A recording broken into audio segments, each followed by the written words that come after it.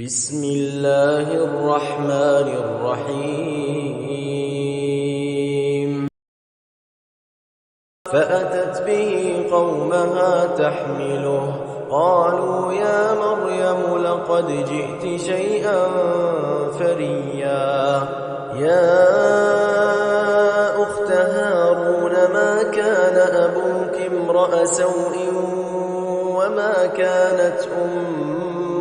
بغيا فأشارت إليه قالوا كيف نكلم من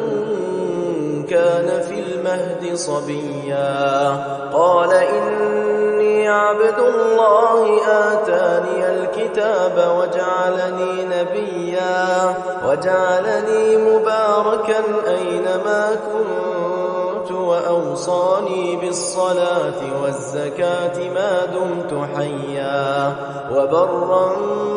بوالدتي ولم يجعلني جبارا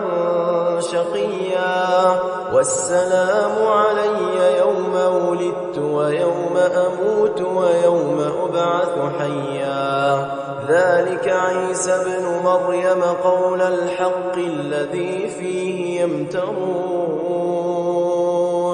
ما كان لله أن يتخذ من ولد